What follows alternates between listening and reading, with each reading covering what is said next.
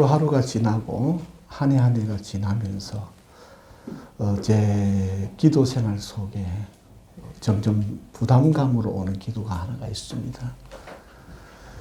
그 부담감으로 오는 기도 중에 하나가 무엇이냐 하면 이 나라와 미래 세대를 향한 기도가 점점점 제 가슴을 무겁게, 그렇다고 불편한 것은 아니에요. 불편한 것은 아니지만 참 기도를 많이 해야 되겠다라는 책임감이 무겁게 다가오는 것을 느끼게 됩니다. 그리고 최근에는 이 나라와 민족과 미래 세대를 위해서 기도하면서 제 마음은 두 가지 감정이 교차되는 걸 느끼게 됩니다. 답답한 마음이 이렇게 들기도 하고, 느낌이 들기도 하고, 또 한편으로는 굉장히 기대감과 흥분됨을 느끼는 이 두 가지를 느끼게 됩니다. 여러분 혹시 아시는지 모르겠지만 지난주에 한국에 우리나라가 국가가 발행한 채권이 폭락을 했습니다. 10년째 채권과 3년째 채권이 폭락을 했고 이유 없이 환율이 폭락을 한 것을 지난주에 느꼈습니다. 그 광경을 보면서 깜짝 놀랐어요. 제가 거기에 대한 전문 지식은 부족하지만 그러나 제 상식선에서 알 수 있는 것은 이 정도의 채권 폭락이나 환율 폭락이 일어나는 것은 나라가 전쟁이 일어났을 때에 이런 일이 터지는 현상이라 할 만큼 엄청난 수준의 폭락이 일어났고 결국은 막바지에 이르러서 지난 금요일이죠. 그 막바지에 이르러서 한국은행이 개입함으로 약간 이것을 스톱을 시키는 그런 일들이 벌어졌습니다. 그런데 내일 또 월요일부터 또 어떤 일이 벌어질지 모르겠습니다. 정말 기도를 많이 해야 될 일입니다. 왜냐하면 이 국채와 환율이라는 문제는 우리나라 경제와 구조 시스템을 완전히 엉망으로 교란시킬 수 있기 때문입니다. 그러면서 제가 주변에 왜 이런 일이 일어났는가 해서 제 나름대로 조사를 해봤어요. 인터넷을 돌아보고 자료들을 살펴보면서 해봐도 그리고 전문가들도 여기에 대해서 왜 이런 일이 일어나는지를 위해서 전문가들의 어떤 그런 리포트들을 보면서도 전문가들도 이러한 일이 일어날 이유는 전혀 없다라는 겁니다. 그러면서 추측할 수밖에 없는 의견들을 내놓는데 그 부분에 대해서도 저도 마음이 공감 가고 저도 이 부분에 대해서 약간 의심이 가는 것을 보게 됩니다. 여러분 나라를 위해서 많이 기도해야 되고요. 우리 자녀 세대를 위해서 정말 기도를 많이 해야 됩니다. 왜냐하면 우리나라는 지금 좀 먹고 살만해졌다 싶어가지고 지금 우리가 정신없이 소비 위주로 살아가고 있고 그냥 말은 좋게 붙였어요. 워라밸이라든지 소확행이라든지 이런 고상한 말을 붙여가지고 즐기자. 즉 현재 지금 한탕주의와 지금 현실적인 어떤 그런 쾌락과 즐기는 것을 합리화시키는 말들을 교란하게 만들어서 이렇게 사람들을 유혹하고 그리고 소비를 잘하고 소비를 많이 하는 자가 성공한 자고 소비를 많이 할 수 있는 자가 행복한 자인 것처럼 그렇게 세상을 비치게끔 만들어 놓은 현실. 물론 자본주의 시대에서 소비라는 부분에 대해서 우리는 간과해서는 안 됩니다. 소비는 매우 중요한 경제의 동력이고 자본주의 시대를 살아갈 때에 소비를 폄하해서도 안 됩니다. 그러나 오늘 내일이 없는 내일을 생각하지 않는 그냥 물론 또 그런 이유도 돼요. 요즘 우리 딸아이를 통해서 젊은 아이들의 생각이 어떤가 한번 질문을 툭툭 던져보면 또 그 말 이해도 돼요. 요즘 젊은 사람들이 뭔가 살아보려고 하면 하나의 직장 갖고는 뭔가 준비가 안 된다는 거예요. 그래서 2잡, 3잡을 뛰어야만 하는 이 어떤 그런 불안한 현실과 그리고 또 불투명한 이 현실들을 가만히 지켜보면 그래 또 너희들이 그렇게라도 스트레스를 풀어야지라는 마음도 100% 공감은 가지만 한편으로 봤을 때에는 정말 이것이 스트레스만 푼다고 내일이 좋아질까? 라는 생각들을 해보게 되지요. 여러분, 기도를 많이 해야 합니다. 답은 기도에 있다라는 것을 새삼새삼 더욱더 절감하고 느끼는 것을 보게 됩니다. 지난주 중에, 지난 토요일 어제네요. 어제 제가 어느 한 목사님과 전화 통화를 했어요. 전화를 통화를 했는데, 지난 목요일 날 그 목사님이 저기 영남 알프스 거기에 케이블카를 타고 왔대요. 그래서 참 그 성도님들하고 케이블카를 타고 왔다길래 참 좋은 시간 보내고 좋았겠네요. 그래 좀 어떻던가요? 라고 물어봤더니 그 산 정상 쪽에는 낙엽이 다 떨어졌다는 거예요. 밑에 아래쪽에는 아주 단풍이 잘 들어있는데 이미 정상 위에 올라갔더니 거기는 낙엽이 다 떨어졌다는 거예요. 그 말을 듣는데 왜 제 가슴이 그렇게 아린지요. 벌써 낙엽이 다 떨어졌나. 가슴이 아려오더라고요. 그러면서 한 번 더 주님 앞에 기도하면서 살펴보았습니다. 삶이라는 게 이런 것이구나. 그리고 어느 한 시인이 그렇게 표현을 했더라고요. 어떻게 표현을 했느냐. 자연은 우리의 인간의 시계와 거꾸로 간다. 제가 지금 그 시인의 이름이 기억이 안 나는데, 자연은 인간과 시계가 거꾸로 돌아간다는 거예요. 즉, 인간은 추워지면 옷을 껴입고, 여름이 되면 옷을 벗습니다. 얇은 옷으로 갈아입지요. 근데 자연은요, 추워질수록 옷을 벗습니다. 낙엽을 다, 열매도 떨어뜨리고, 낙엽도 떨어뜨리고, 다 추울수록 옷을 벗고, 한여름이 되면 빽빽하게 옷을 입는다라는 거예요. 자, 그걸 보면서 참 우리의 사는 내 삶이 전부가 아니구나. 하나님의 세계라는 것은 참 신비로운 세상이구나. 그러면서 다시 한 번 더 이렇게 어제 오늘 묵상을 쭉 하면서 제 마음에 드는 생각이, 그래, 결국은 우리도 끝을 향해 달려가는 인생으로서 우리가 저 나무들과 그 낙엽들을 보면서 곰곰이 저 혼자 생각을 해보고 묵상을 해보면서 참 나무가 열매를 맺었을 때에 가장 잘 익은 열매를 떨어뜨리더라고요. 그리고 나무가 낙엽을 떨어뜨릴 때에 가장 아름다운 순간에 그 낙엽을 떨어뜨리더라고요. 그러면서 제가 주님 앞에 소원을 아뢰입니다. 주님, 저도 언젠가는 끝이 있을 것인데 제가 주님 앞에 저 나무가 아름다운 낙엽을 떨어뜨리고 아름다운 가장 잘 익은 열매를 떨어뜨리듯이 제가 주님 앞에서 주님 앞에 갈 때 제가 해야 될 일이 무엇일까? 그러면서 소원을 올려보면서 오늘 대표기도 속에 그 한 문구를 집어넣었습니다. 주님, 제가 주님이 주시는 이 은혜의 세계 속에서 제가 믿음으로 열심히 살아서 주님 주시는 말씀과 믿음 가운데 열심히 살아서 제 아름다운 영혼이, 제 영혼이 주님 앞에 아름다운 영혼으로 드려질 수 있게끔 해달라라는 소원의 기도를 드려본 것입니다. 우리가 왜 살아야 될까?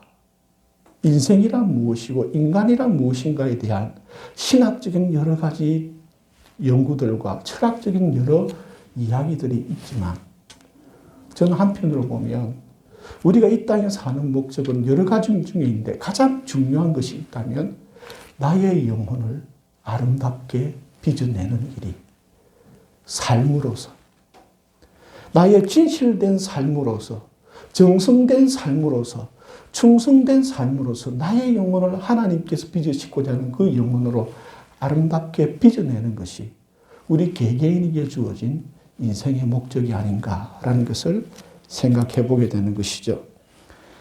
그러면서 한편으로 생각해 보게 됩니다. 이것이 개인의 목적일지라도 그게 전부는 아닌 게 아니지요. 우리가 왜 이렇게 이 시대에 대한민국에 태어났고 이 시대 속에서 이 지역에서 살고 있는가? 여기에 이 세상에 주어진 책임도 있더라라는 것이죠. 그러면서 저는 최근에 와서 정말 잠을 못 이룰 정도로 어떨 때는 이 가슴을 치면서 너무나 제 마음이 지난 삶이 애통하고 어리석음으로 인한 애통함으로 인해서 잠을 못 잘 때, 잠이 살품 들다가도 이것이 탁 떠오르게 되면 그냥 벌떡 일어날 수밖에 없어요. 그리고 혼자 앉아 있던가 아니면 거실을 서성이면서 잠을 자지 못하고 애통해하며 후회하며 회개하며 애통해하며 저의 잘못된 부모됨에 대한 회개가 끊임없이 일어나게 됩니다. 내가 잘못 살았구나. 내가 참 어리석은 부모였구나. 내가 참 부족한 부모였고 못된 부모였구나라는 것을 제 마음으로 그리고 제 아내를 바라보면서 제가 참 못난 남편이었고 제가 참 못난 부모였구나, 아비였구나라는 것을 회개하는 시간들을 가지게 합니다. 그러면서 이 국가를 위해 기도합니다. 사실 2년 전에 일본이 우리나라에게 어떻게 했습니까? 우리나라가 반도체를 만드는데 그 반도체에는 핵심 부품과 소재들이 있습니다. 근데 그 핵심 부품과 소재들이 일본의 기술을 다 갖고 있었지요. 그래서 우리나라 골탕 먹인다고 핵심 부품과 소재들을 수출을 금지시켜서 우리나라가 발등에 불이 떠서 부랴부랴 혼이 났던 적이 있습니다. 이제 2년이 지난 지금은 우리나라 자체 내에서 소부장들을 어느 정도 이제 약 한 60% 정도는 우리가 이제 우리나라 국내에서 생산할 수 있다고 합니다. 그리고 거꾸로 되어가지고 일본에서는 이제 수출 금지가 되니까 일본에 그걸 만드는 기업들이 한국에 와가지고 공장을 지어가지고 지금 납품을 하는 역전 현상이 일어났죠. 그런가 하면 우리가 몇 년 전, 정확하게 몇 년 된지 모르겠는데 몇 년 전에 우리나라가 미국에 의해서 우리나라가 사드를 배치함으로 중국이 우리 한국 길들인다고 얼마나 이 보복을 했습니까? 근데 최근에 이런 것들을 가만히 살펴보면 지금 한국이 요소수가 없어가지고 또 난리법석이지요. 그래서 도대체 이 요소수가 왜 이렇게 한국이 이런 일이 갑작스러운 일이 일어났냐 또 찾아보니까요. 다른 외국에는 이런 일이 없어요. 물론 공급망에 의해서 요소수가 조금 있지만 우리나라처럼 이렇게 심각하게 요소수가 갑자기 없어지는 건 없어요.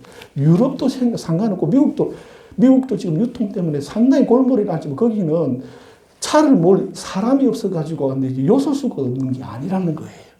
근데 왜 한국만 그러느냐? 알고 봤더니 중국이요. 통보도 없고 상의도 없고 다른 답변도 없이 그냥 한국에는 무조건 전량 요소수를 수출하지 말아라. 우리나라에서 사용되는 요소수의 95%를 중국에서 수입하고 있었거든요. 자, 그럼 중국이 왜 저랬을까? 이번에 G20에 가서 문재인 대통령이 미국 편을 들어버렸죠.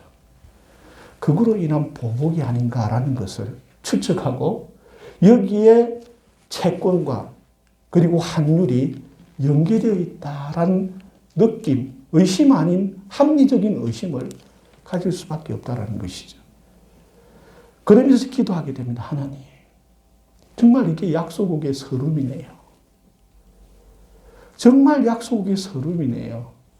하나님, 정말 우리나라 불쌍히 여겨주셔서 이 약소국의 서름을 우리 자녀들 세대까지는 대물림하지 않게 해주십시오. 그 기도가 간절히 되는 거예요. 100여 년 전에 우리의 선조들이 이 나라를 독립시켜달라는 그 기도를 하였던 것처럼 지금 우리 부모 세대에 돈이 있으니 먹고 쓰고 즐기자 하지 말라는 것 아닌데 정말 깨어있는 부모가 진정한 책임 있는 부모라면 우리 자녀 세대를 위해서 이 약소국의 서름을 씻어내는 그 일에 발벗고 나서고 또한 기도해야 될 책임이 오늘 이 21세기를 살아가는 한국교회 그리스도인의 책임이 아닌가라는 것을 보게 됩니다. 그래서 참 가슴이 답답합니다. 그래서 중국과 일본은 우리나라를 마치 자신의 속국처럼 대하고 있고 또한 이러한 이 채권이나 환율을 보면서 외국 투자자들이나 산업계나 금융권에서는 우리나라를 외국에서도 중국과 일본은 자기 나라 속국으로 보고 그 외의 다른 국가들은 마치 그들도 우리나라가 중국의 속국처럼 보고 있다는 현실을 느끼게 되는 것이죠. 여러분, 정말 우리가 책임 있는 부모와 책임 있는 기성세대로서 우리가 이 현실을 알고 또한 이것이 대물림되지 않기 위해 기도하고 우리가 할 수 있는 것이 무엇인가를 찾아봐야 된다라는 것이죠. 쾌종시계자, 몇 주 전에 제가 박노해 씨의 시를 읽었습니다. 박노해 씨의 시를 읽었는데 그 시가 뭐냐면 쾌종시계입니다. 이 쾌종시계의 내용은 이렇습니다. 안데스 고원, 즉 안데스 고원은 저기 남미에 있는 것이죠. 그죠? 안데스 고원 원주민 부족은 여명이 밝아오면 높은 언덕으로 올라가 동쪽을 향해 절을 하며 기도를 한다. 그들이 섬기는 신의 이름은 파파치마입니다. 파파치마여, 오늘도 태양을 보내주소서. 너무 오래 구름이 끼고 또한 가축이 병들고 감자가 흉작이 되는 것도 그들은 신에게 바치는 효성이 모자란 탓이라고, 그리하여 날마다 태양이 뜨는 것은 신의 은총이고 삶의 기적이라고 감사하면서 해가 뜨면 햇살 같은 얼굴로 서로를 포옹하며 하루를 기쁨으로 시작해 왔습니다. 그런데 어느 날 스페인 선교사가 들어와서 그것은 무지몽매한 미신이라고, 태양은 아침마다 떠오르게 돼 있다고, 자, 여기 쾌종시계가 울릴 때 일어나면 날마다 태양을 볼 수 있다라고 알려주었습니다. 과연 쾌종시계는 훌륭하게 태양을 떠오르게 했고 새벽의 동쪽을 향해 기도드리는 행렬도 사라져 갔습니다. 이제 아침이 오고 태양이 떠올라도 아무도 햇살 같은 얼굴이 아니었습니다. 무감하고 필요한 노동의 시작만이 하루하루 주어질 뿐이었습니다. 사람들은 아침부터 감자를 한 줄이라도 더 심고 가축 한 마리라도 더 늘리는데 매달릴 뿐이었습니다. 날마다 태양을 보내주시는 파차마마의 은총과 삶의 기적에 감사하는 마음이 사라지자 사람들의 가슴 속에 태양이 떠오르지 않게 되고 아침마다 환희에 빛나는 주변의 세계와 우애의 마음들이 마술처럼 사라져버렸습니다. 정확하게 울리는 쾌종시계와 함께 사라져버렸습니다. 여러분, 저는 과학을 무시하지 않습니다. 과학이 우리에게 많은 진리들을 알려주고 유익을 끼친다는 사실에 100% 공감합니다.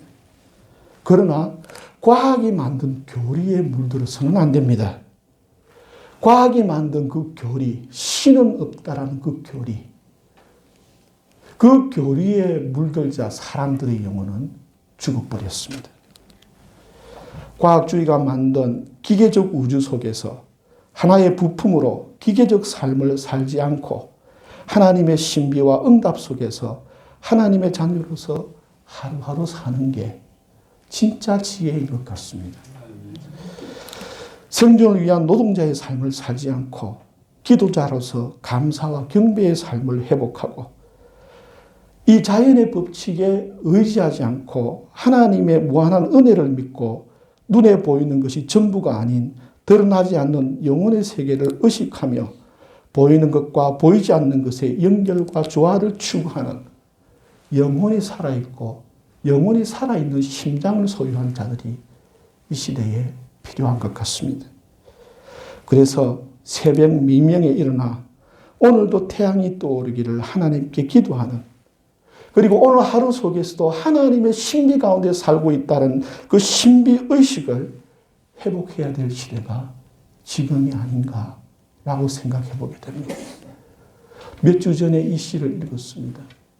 그리고 그 뒤로부터 오늘 아침까지 전 해 뜨기 전에 일어나 가장 먼저 기도드리는 것이 하나님 아버지, 오늘도 태양을 떠올려 주시옵소서.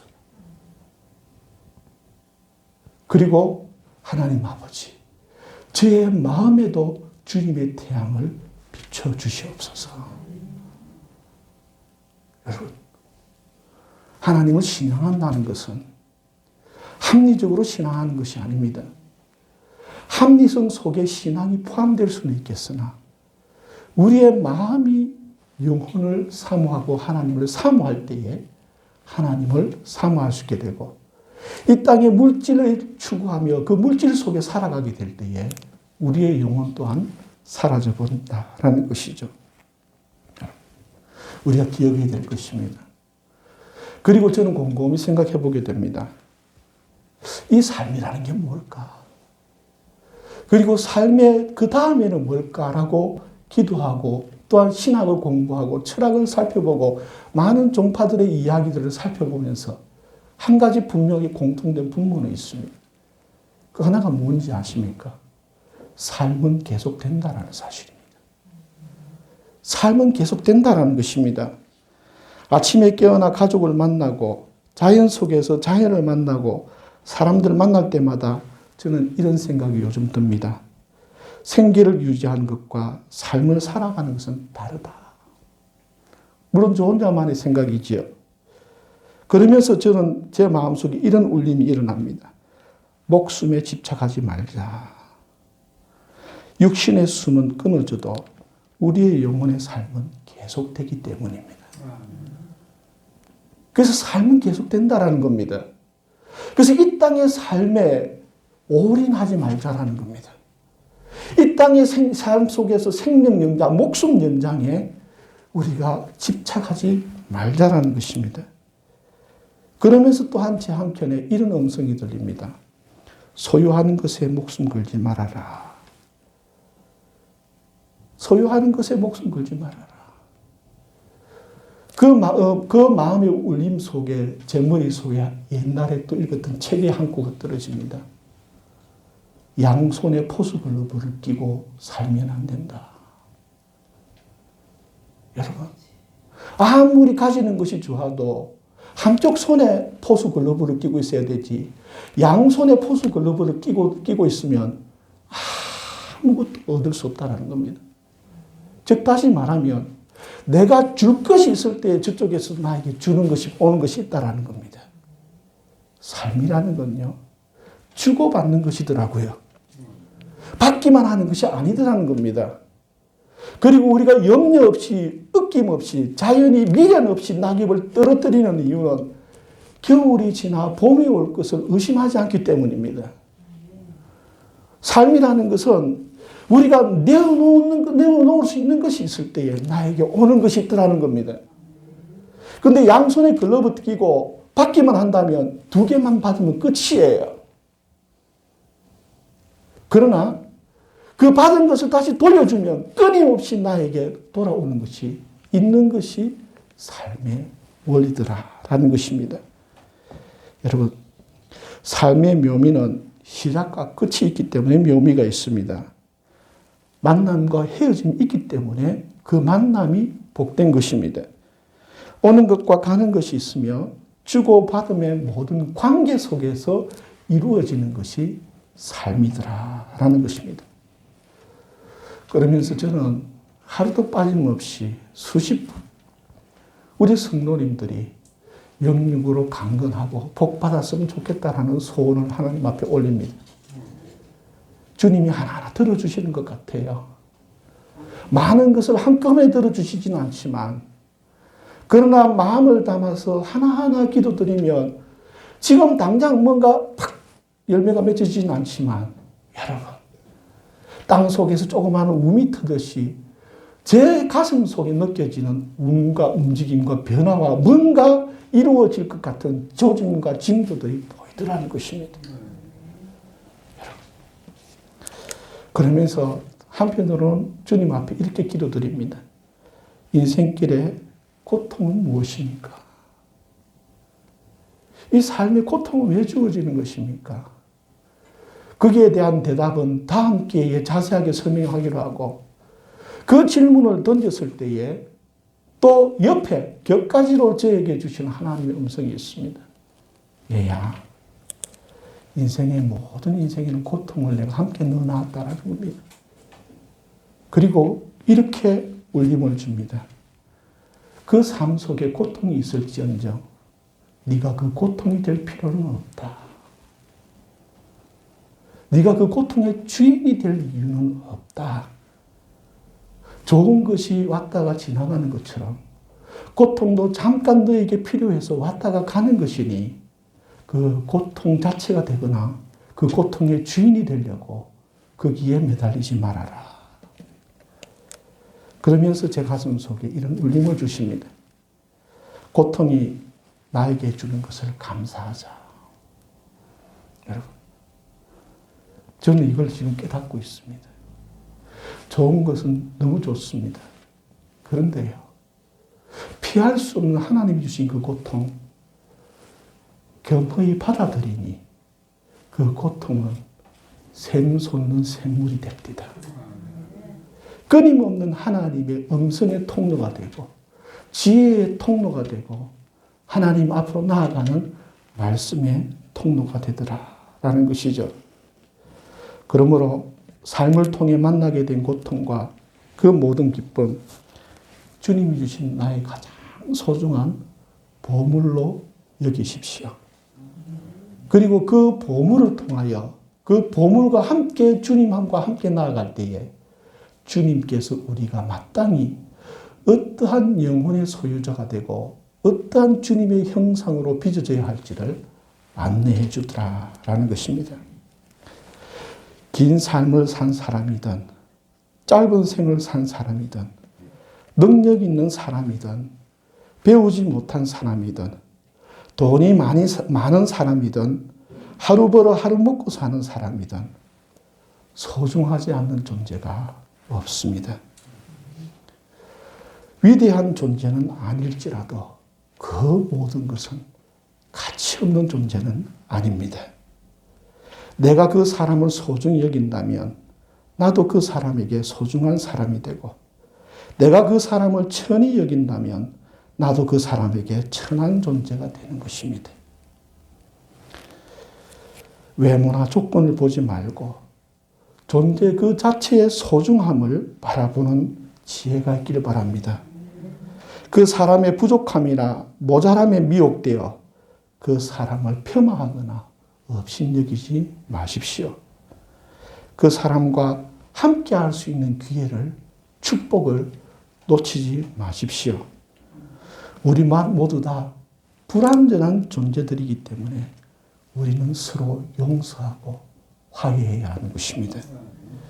고린도 교회는 많은 능력과 은사와 체험과 증거들이 나타나는 교회였지만 가장 불화하고 말이 많은 교회이기도 하였습니다. 왜 그랬을까요? 이 고린도 교회는 수많은 능력과 은사들이 나타났습니다. 그럼에도 하나님이 주신 그 축복과 은혜들이 자신의 뛰어남을 과시하고 타인의 부족함을 멸시하기 했기 때문에 그로 인해 많은 능력과 은사와 증거들이 오히려 영혼을 죽이는 무기가 되었던 것입니다. 교회를 무너뜨리는 재료가 되었던 것이죠. 오늘 말씀처럼 모든 것이 하나님께로부터 왔음을 기억하십시다. 이 모든 것이 하나님께로 왔음을 모르고 모든 은혜가 자신의 능력으로 둔갑되었을 때에 다툼과 분쟁과 고통과 영혼을 살인하는 살인자가 되는 것입니다. 과시와 자랑, 스스로의 높음과 뛰어남이 아니라 모든 것이 하나님의 은혜임을 알고 겸손히 우리가 서로 화해하고 화목하고 화답해야 할 것입니다.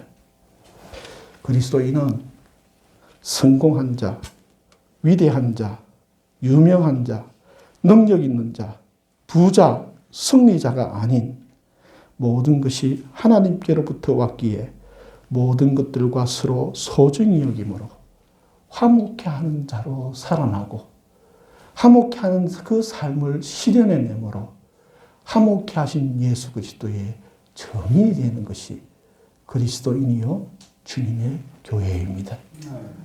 모든 것은 주님으로부터 왔습니다.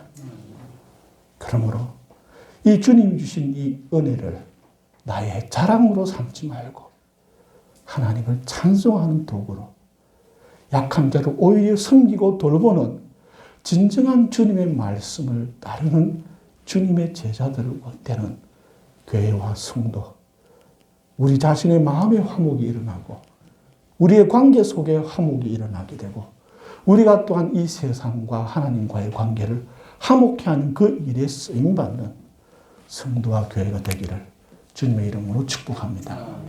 기도드리겠습니다.